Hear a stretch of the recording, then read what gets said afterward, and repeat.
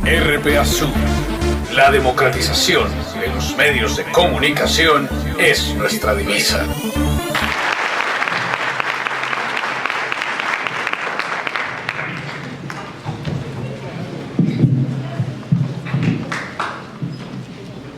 Cuando presentamos en La Habana en el mes de febrero de este año el informe de la Comisión Histórica del Conflicto y sus víctimas, se inició un debate nacional y una de las críticas completamente legítimas a ese informe de 14 profesores universitarios fue la ausencia casi total de la voz territorial, de la voz de las regiones. Por eso, desde esa crítica completamente legítima al informe, decidimos un grupo de profesores dedicar lo que queda de nuestras vidas a recorrer los territorios en una especie de pastoral social que nos ha llevado a Bojayá, a Quibdó, a Villavicencio, a Florencia, y hoy nos trae al profundo sur,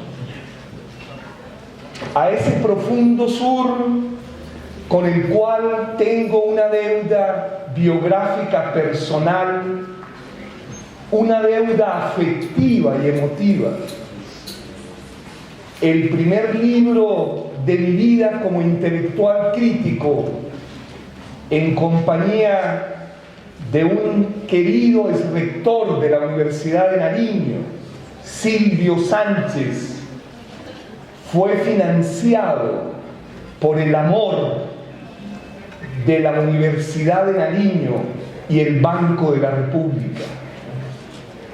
Ese libro, al que dediqué muchos también de mis años, fue la confianza plena de que no habrá paz en Colombia si no reconocemos el inmenso tesoro de la diversidad cultural, artística de las regiones. Conocí Barbacoas, conocí Tumaco y conocí Pasto en ese recorrido de mi vida, y la deuda que tengo con Nariño, que hoy quiero compensar con esta conversación, lo único que me produce es emoción y llanto. En ese sentido, esta pastoral social, como la he denominado, cada vez que vengo a estos territorios ensangrentados, aprendo nuevas lecciones. En la conversación que precedió a esta ocasión, he aprendido nuevamente la riqueza que Nariño tiene en dos experiencias que hay que apropiar socialmente y divulgar mucho más. La primera, que la he preguntado a muchos de ustedes, es cuál es el contenido profundo de la Agenda de Paz Nariño. Que el mismo momento en que empezaban las conversaciones de La Habana en el año 2012, la eficidad heroica de las comunidades de Nariño empezó a decir: vamos a arropar el proceso, pero lo vamos a arropar desde la voz territorial, desde la voz subregional, desde la voz de los vencidos y las víctimas. Y otra experiencia que he aprendido hace poco, y es que esta es la única universidad de Colombia cuyas autoridades académicas, todas son nombradas por el voto directo, por la democracia directa. Y le decía al profesor Julián Sabogal que le tenía otra tarea para estos últimos años de nuestra existencia, y es escribir la memoria de esa experiencia con sus virtudes y defectos. Los colombianos y las colombianas, para construir la paz, tenemos que habituarnos a otra manera de la práctica de la memoria. Este país ha tenido memoria de los presidentes, ha tenido memoria de la clase dominante, pero no ha tenido memoria del ejército, no ha tenido memoria de la policía, no ha tenido memoria de la insurgencia, no ha tenido memoria desde las comunidades oprimidas. Se lo decía al coronel Velázquez en un diálogo con el obispado castrense. Criticaban que la memoria de la comunidad de La Escombrera solo estuviera en manos de la izquierda. Y le decía fraternal y cariñosamente: ustedes han construido un centro de memoria, ustedes tienen policías y soldados formados, llegó la hora de la cultura escrita. No utilicéis los aparatos tecnológicos simplemente para el juego, el hedonismo y la estupidez.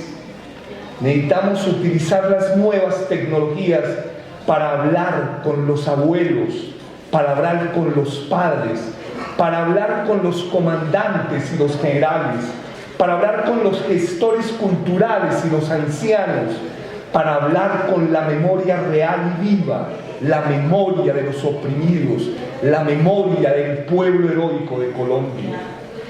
En ese sentido, las prácticas rituales de la memoria no son solamente declararla, hay que empezar a hacerla, y hay que hacerla desde los territorios. El Plan Agenda Nariño, la historia de la democracia directa, que rememora el Manifiesto de Córdoba, el estudiantado de 1918, en el que participó el historiador Germán Arciniegas, colombiano, y ganó el premio al estudiantado colombiano por un trabajo investigativo sobre el concepto de autoridad que proviene de autor y no de autoritarismo. Es decir, tenemos tantas tareas para una memoria polifónica, para una memoria desde no los presidentes.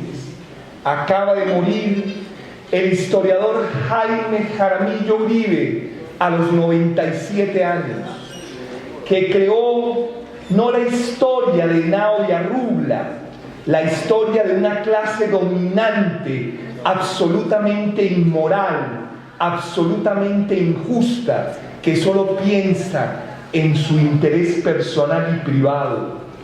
Y ese historiador, formado en la Escuela Normal de Bogotá y proveniente de una región, empezó a hablar de otra historia que llamamos la nueva historia de Colombia. Pero ya hoy es insuficiente. Es una historia del río Magdalena, de eso que Orlando Falsborda llamaba recuperar el carácter de nuestras divinidades, de los ríos, de nuestras divinidades indígenas, de nuestras divinidades desde el carácter negro, raizal, palenquero. Es decir, las tareas son inmensas. El maestro Walter Benjamin le puso un nombre realmente hermoso: hacer una historia a contrapelo, es decir, no rindiéndole servilismo a los del pelo perfumado, a las clases dominantes y dirigentes en su indolencia, sino una historia en contracorriente, territorios, etnias, víctimas, tomándose la voz de la memoria. Pensar los derechos humanos en horizonte de paz, en perspectiva de paz, exige un conjunto de movimientos. Los iniciales deben ser un poco teóricos y filosóficos. Sí, de alguna manera el ser humano, como lo señaló el maestro Antonio Gramsci, todo ser humano es un trabajador material e intelectual. Ningún trabajo humano no tiene teoría, no tiene reflexión, no tiene pensamiento, no tiene conciencia. Todos los seres humanos en nuestra labor diaria hacemos trabajo intelectual y trabajo práctico. Es la visión más democrática y plebeya de la intelectualidad. Ningún hombre ni ninguna mujer no hace al mismo tiempo teoría y práctica. Desde el recolector de las basuras, pasando por el campesino, llegando a todas las condiciones de la maternidad y del cultivo de la tierra, todos somos trabajadores intelectuales. Por lo tanto, el primer movimiento es intelectual. El segundo movimiento es un movimiento que yo llamaría contextual, ubicarnos en nuestra realidad, en la dulce y tremenda tierra colombiana, como decía el poeta Jorge Salamea. Quisiera, por lo tanto, centrar mi intervención en esos dos momentos, que podríamos titular: el primero, premisas filosóficas, teóricas. Todos los hombres y mujeres somos filósofos. ¿A quién no nos interesa la pregunta por el sentido de la vida, por la muerte, por el amor? ¿A quién no nos interesa? En ese sentido, no hay ningún ser humano que no se haga preguntas filosóficas. Y lo dice también el maestro que vivió en la cárcel 13 años, en las mazmorras del fascismo de Mussolini, Antonio Gramsci.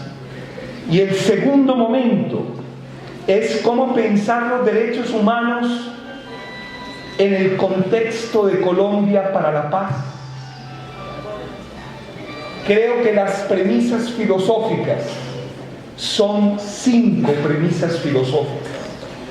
Si no le hacemos un giro a los derechos humanos, no serán ámbito y escenario para la paz. ¿Por qué? Primera premisa: debemos desprendernos de ese monismo, una palabra que utiliza Boaventura de Sousa Santos, que cree que los derechos humanos son únicos, indivisibles y universales. No. Siempre en el debate por los derechos humanos ha habido una visión de los vencedores, de las clases dominantes, y una visión contrahegemónica, subalterna y crítica de los derechos humanos. Nunca los derechos humanos han tenido una sola lectura. Tienen diversas lecturas, como es la vida social. Hay una visión liberal, individualista, legalista, que cree que el único valor de los derechos humanos es la dignidad, y ahí se acaban los derechos humanos. Y hay otra visión de la resistencia cultural y popular. ¿Quién de nosotros y nosotras se ha leído con juicio la Declaración de los Derechos de los Pueblos de Argel, donde el derecho fundamental de los pueblos es el derecho a la rebelión, a la crítica, a la autodeterminación y la lucha? ¿Quién de nosotros y nosotras se ha leído los derechos de la madre tierra, donde 3.000 campesinos e indígenas de las tierras altas, en 4 artículos, en el año 2010, hicieron la declaración que anticipa el Laudato Si del Papa Francisco? Esto no es un cambio climático. Esto no es un problema de grados. Eso es una forma de evadir la catástrofe.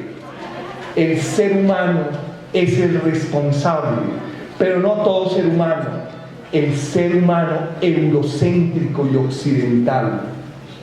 Es decir, que esa visión de alguna manera de los derechos humanos, desde el Génesis, pasando por toda la tradición eurocéntrica, contiene que la relación con los animales y las plantas es una relación de subordinación y sumisión. Leed cuántas veces en el Génesis, en la tradición judeocristiana, cuando aparecen las plantas, los animales, el aire y el agua, están al servicio del ser humano. Y leed la declaración de los indígenas, campesinos y negros de Cochabamba del 2010. Los que destruimos nuestra morada, los que acabamos, no son los tigres, no son los gatos, no son los elefantes, que tienen la bondad de que cuando muere la pareja se suicidan con ella por inanición. Qué seres tan hermosos los elefantes, como en la tragedia de Shakespeare, cuando el ser amado muere, ¿para qué seguir viviendo? Como hizo el gran ecologista político André Gorz con su pareja a los 86 años, un suicidio de amor, porque la vida no es solo sobrevivencia, la vida exige pensar, amar, criticar, la ternura. No toda vida es sagrada, como lo dice Walter Benjamin en ese bello texto hacia una crítica de la violencia. Por eso tenemos que desprendernos de un monismo en los derechos humanos.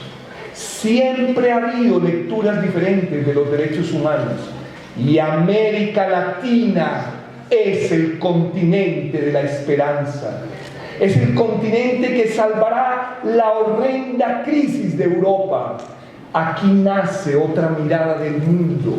En el Summa Causai, en el Summa Camaña, en el Cayusari de los Huitoto, nace la obra de Kenny Pernía, asesinado por Carlos Castaño por su visión de los ríos, el agua y la naturaleza. La segunda premisa es una premisa dura e importante, que está en el Summa Causai, en sus 13 principios, pero también está en el maestro Sigmund Freud, Walter Benjamin y el maestro Federico Nietzsche. Y es que los derechos no resuelven los problemas de la violencia. ¿Cómo se resuelve la violencia? Un enfoque hipertrofiado de derechos fomenta la violencia. Duro, pero así es. Por eso Benjamin se pregunta: ¿qué mecanismos hay para tramitar la conflictividad humana? Ved la vida cotidiana. Ved unos niños en una fiesta. Ved una pareja que se ama luego de 70 años. Y sabráis que los derechos son solo una parte de la vida humana. Pero el ser humano tiene la caricia, el ser humano tiene la poesía, el ser humano tiene el silencio, el ser humano tiene la sexualidad y el erotismo, el ser humano tiene la mirada y también tiene el lenguaje y la conversación. Si nosotros miráramos nuestras vidas cotidianas, si viéramos la vida de los ancianos y los niños, veríamos que la riqueza próxima se nos volvió lejana. Lo elemental, y es cómo se debe tramitar la conflictividad, no solo a punta de derechos. Necesitamos más pedagogía, necesitamos más poesía, necesitamos más arte, danza, cuerpo. En Bojayá y en Quibdó siempre empezamos nuestros rituales de la paz como deben empezarse: bailando, cantando y tocando.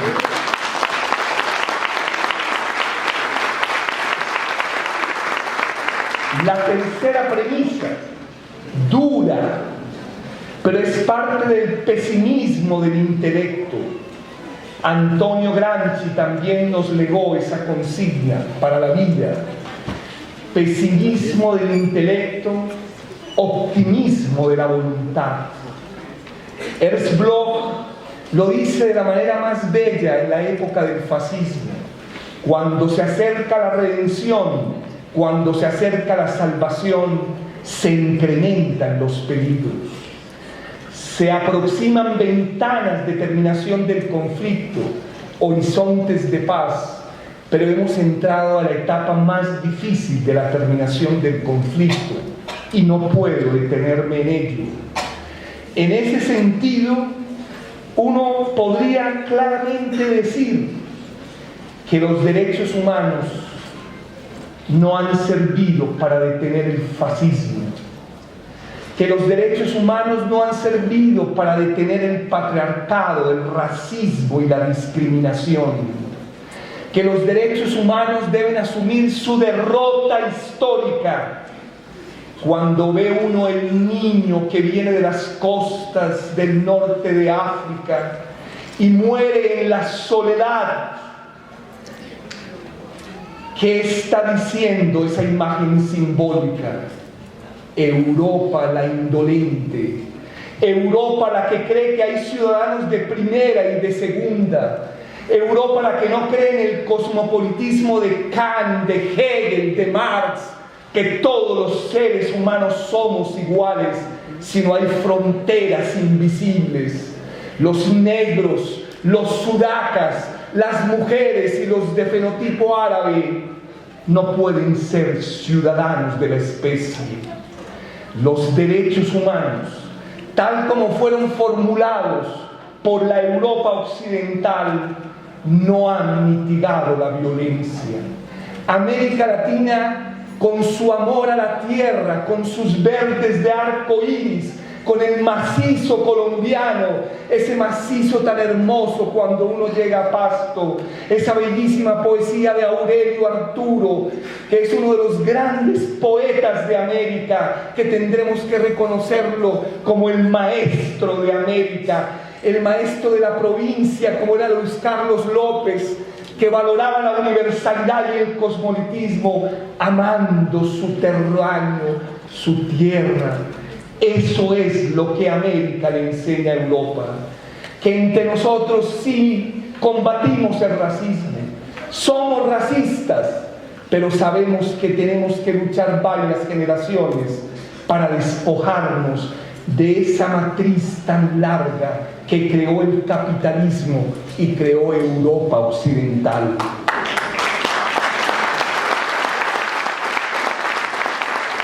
La crisis de Europa no es una crisis azarosa y mucho menos una crisis simplemente hipotecaria o económica.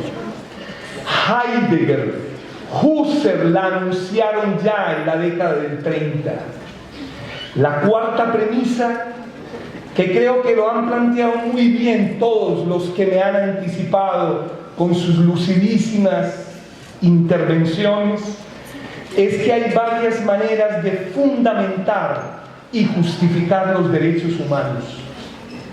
Una cosa es decir que los derechos humanos son declaraciones jurídicas. Otra cosa es decir que los derechos humanos son fundamentos filosóficos. Y otra cosa muy diferente, como dice Elio Gallardo, es reconocer que los derechos humanos son fruto de la lucha social, del heroísmo de los pueblos. Eso es diferente. Por eso no hay un solo camino de fundamentación de los derechos humanos. Como en todo, siempre hay más de dos caminos. Yo soy como Elio Gallardo, que considero que los derechos humanos no serían posibles sin Cristo y sus comunidades eclesiásticas de base. Como diría Jaime Pardo Leal, el primer mártir de la lucha emancipatoria se llama Espartaco y sus comunidades de esclavos. pero también está toda la tradición indígena y negra que recuperaremos en la memoria del posacuerdo, la memoria de las madres, de las mujeres que no han tenido voz. Y la quinta tensión, el quinto dilema, es reconocer algo palpable y evidente.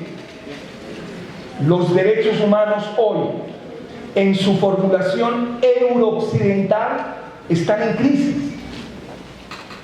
Se lo decía yo a Xavier Echevarría, uno de los grandes pedagogos de paz, y me decía: entonces, ¿de qué nos podemos coger los europeos para frenar la crisis? Le decía: si no reconocen sus tensiones, si no reconocen sus dilemas, los derechos humanos se pueden volver también un instrumento en contra de la libertad.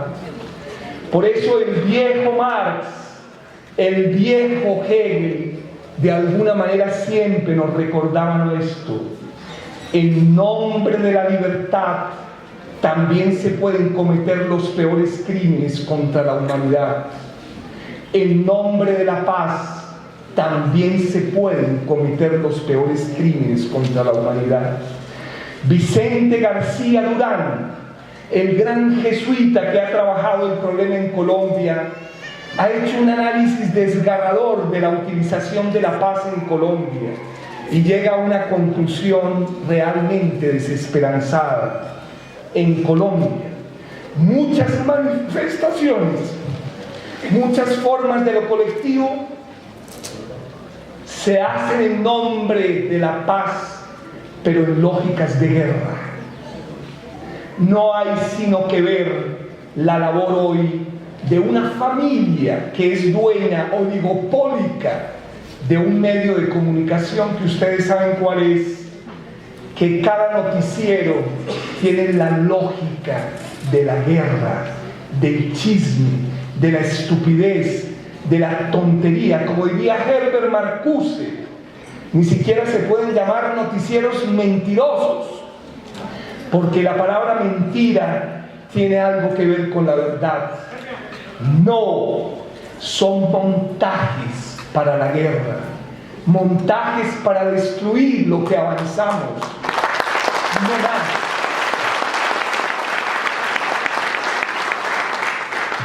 ¿Cuáles son las grandes tensiones?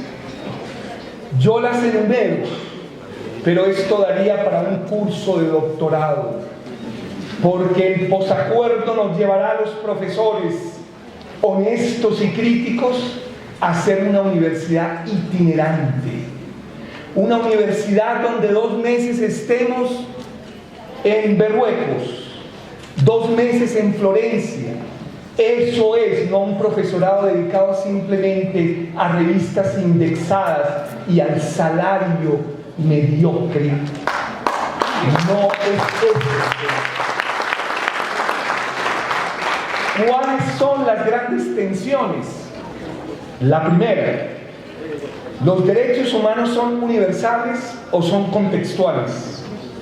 Según Boaventura, hay derechos humanos de raíz asiática, derechos humanos de raíz africana, derechos humanos iberoamericanos y derechos humanos europeos.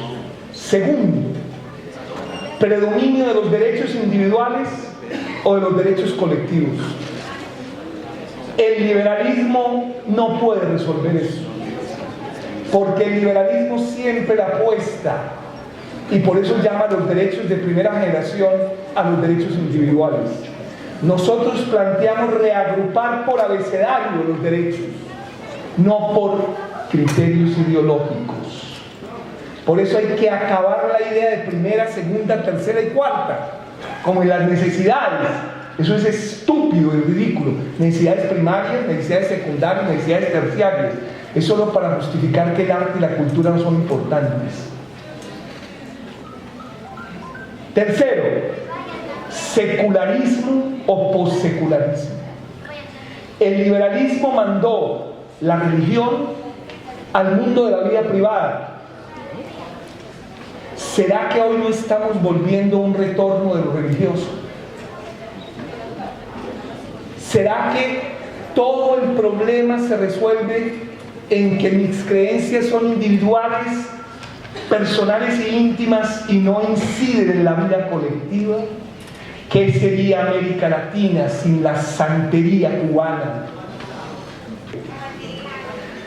Cuarta, lo humano antropocéntrico o todas las formas del cuidado de la vida. ¿Por qué el Papa Francisco elige la vida de Francisco de Asís, tan amado en el Chocó? Francisco de Asís. Porque Francisco de Asís en su cristianismo enseña algo que el propio Rousseau en su último libro manifiesta. Las aves, los gatos y las mariposas son mejores que los seres humanos. Sí, en cada uno de los que estamos aquí vive al mismo tiempo la tensión de dos fuerzas. Esto nos lo recuerda Nietzsche, nos lo recuerda Marx y nos lo acaba de recordar Pepe Mujica en Medellín. Si todos los seres humanos fuéramos Che Guevaras, seres que son capaces de entregar su vida por los pueblos del mundo, que saben que se reproducen y viven en la memoria de los pueblos, no en la vida ínfima del ser individual, por su valentía, el mundo sería distinto.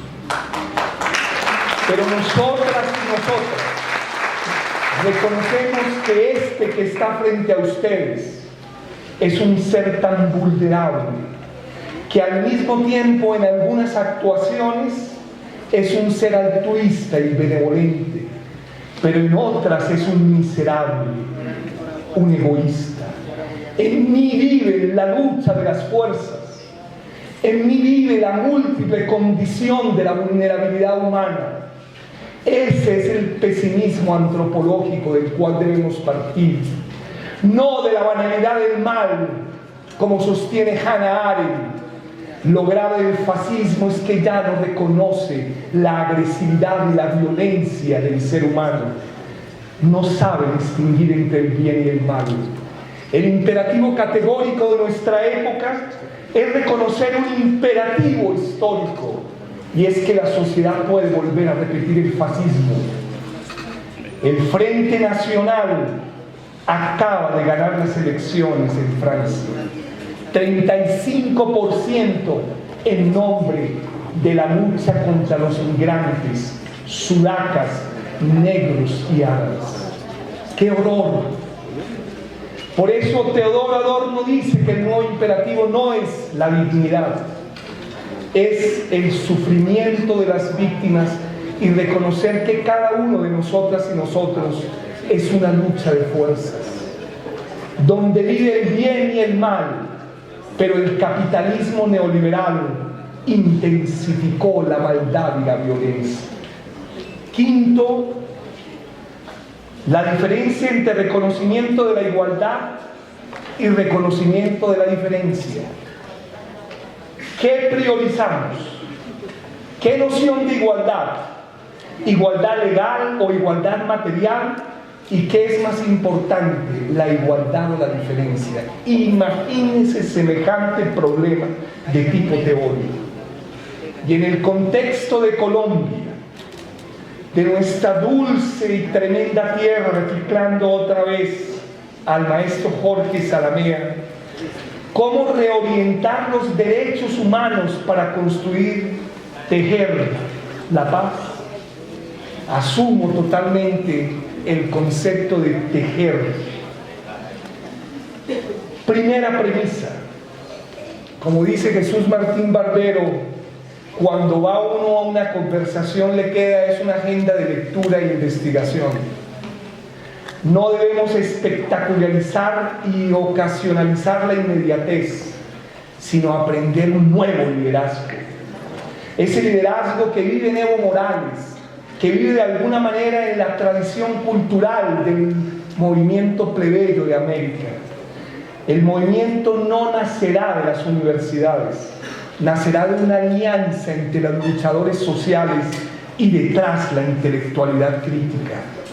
Tal vez el ejemplo palpable de nuestro continente es Bolivia. El presidente llegó a cuarto de primaria, pero dirige la economía más próspera de toda América Latina. Se formó en la lucha cocalera del sindicalismo. Y al lado y detrás, un matemático, Álvaro García Linera, que luego de ser matemático se volvió autodidacta y doctor en sociología.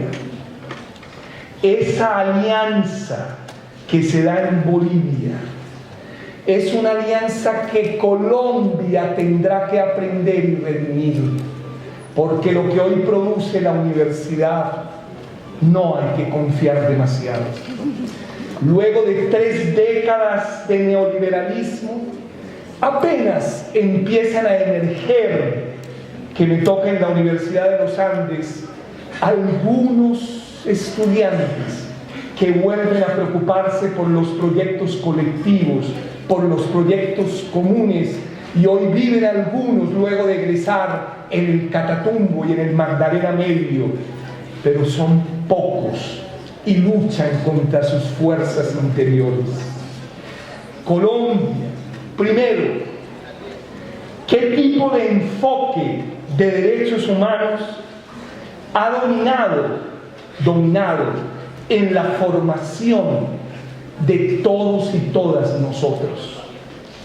¿Qué enfoque hay en la maestría de la escuela militar, pero también qué enfoque hay en la Universidad de los Andes? Tenemos que hacer una investigación muy rigurosa de qué son todos esos procesos de formación de derechos humanos, porque digámoslo con Walter Benjamin y Sigmund Freud, a veces los propios derechos humanos pueden, de acuerdo de su enfoque, contribuir a la perpetuación del conflicto. Aquí tendremos que pedirle perdón a la sociedad, no solo la insurgencia, el ejército, también la academia. La academia tendrá que hacer un acto larguísimo de pedida de perdón, como lo tendrá que hacer el clero, las transnacionales, Israel. Tal vez a veces no ubicamos nuestra mirada de los verdaderos actores. La academia colombiana, cuando simplifica eso que llamaba Herbert Marcuse, la violencia no proviene solo del acto físico, proviene del lenguaje administrado, de la violencia simbólica y la violencia cultural. En ese sentido podemos afirmar que la simple noción de dignidad, que las simples 7 nociones de nuestra Constitución política, que están en el preámbulo, como dijera Carlos Gaviria, son insuficientes. Falta mucho más fraternidad, falta mucha más solidaridad, falta mucha más empatía con la mirada y la diferencia, falta mucha más vivencia con la otredad. A punta de dignidad, libertad y verdad, no haremos un verdadero país para la paz. Ese es el primer problema. No solo enseñar en valores, enseñar en emociones, enseñar en virtudes, enseñar en arte, cultura y hasta en el silencio. ¿Qué aprenden los indígenas y los negros? Que los viejos son sabios, que a los viejos se les escucha un delire. En cambio, la cultura cosmopolita citadina urbana desprecia la vejez, desprecia el consejo. Tenemos que hacer prácticas del cuidado de nosotros y nosotras mismas. Tenemos que cambiar los hábitos, cambiar la vida todos los días hacia una ética no solo de los valores abstractos, sino hacia una ética de las emociones, las virtudes.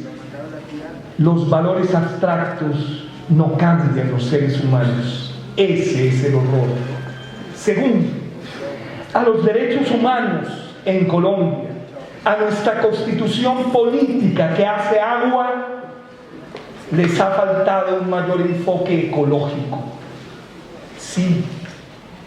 Si uno lee con juicio la constitución política de Colombia, comparada con la de Ecuador y Bolivia, la nuestra no es ni multiétnica ni pluricultural, como se los puedo demostrar, y lo peor de ella es que permitió la destrucción, la expoliación de la biodiversidad más linda de América, esa que ustedes viven cada día, esa que podemos perder, esa que es nuestro hogar común, esa que es sí la vida. Nosotros matamos la vida.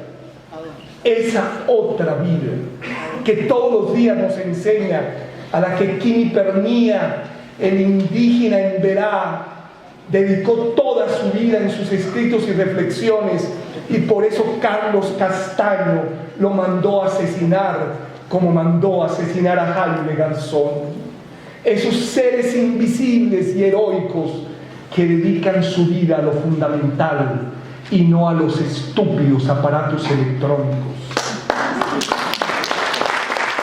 Por eso necesitamos dos grandes asuntos, desde el movimiento social, desde el movimiento de los derechos humanos, no muchas veces desde la academia, que lo hace muy mal, ver cómo crear prácticas y teorías más rigurosas de una ecología profunda y al mismo tiempo no comernos el cuento de la paz territorial que viene desde el centro. Si ustedes leen los documentos del comisionado, que dicen algunos aprendió en Nariño a hablar de la paz territorial cuando empezó la agenda de paz de Nariño, al recorrer eso empezó a introyectar que Colombia era más que las oficinas de Bogotá. Esa paz territorial tiene demasiadas lecturas contradictorias, demasiadas. Una de ellas es la petición de un Estado fuerte, pero muchos creen que Estado fuerte es simplemente instituciones fuertes y antidemocráticas y poca autodeterminación de las regiones, más centralismo. ¿Qué es también paz territorial? Acciones afirmativas a los territorios más adoloridos por el conflicto.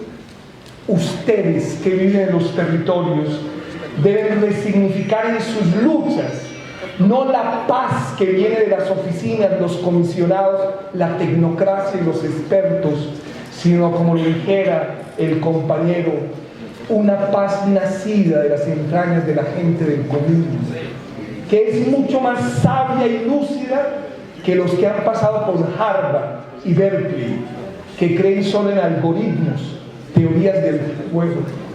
Como dijera bellísimamente Julián Sabogal, si uno es un economista serio, tiene que retirarse de la economía dominante, como lo hizo Alejandro Sanz de Santa María, y se dedicó a educar jóvenes en los barrios populares de Bogotá. Tercero, en una sociedad como Colombia, donde las fronteras entre víctimas y victimarios son tan difusas por la extensión en el tiempo de este conflicto, 60, 70 años, donde las fronteras hay muchos miembros de las fuerzas militares que son al mismo tiempo la doble condición. Hay muchos miembros de la insurgencia que tienen la doble condición de víctimas y victimarios por sus existencias biográficas, donde el concepto de víctima no puede reducirse a derecho penal o a tipificación penal como lo hace el derecho, sino el concepto crítico de víctimas va mucho más allá del derecho, mucho más allá del derecho, como ustedes lo saben en su existencia. Si queremos reorientar los derechos humanos en una complejidad entre víctimas y victimarios tan grande como es nuestra dulce y profunda tierra, tenemos una red de tres problemas complejísimos: Ya lo planteaba el compañero del Comité Permanente de los Derechos Humanos, que hace una labor, y la conozco hace muchos años. La hegemonía de la justicia está en pensar que justicia es administración de justicia, castigo, ley del talión, cárcel y penas.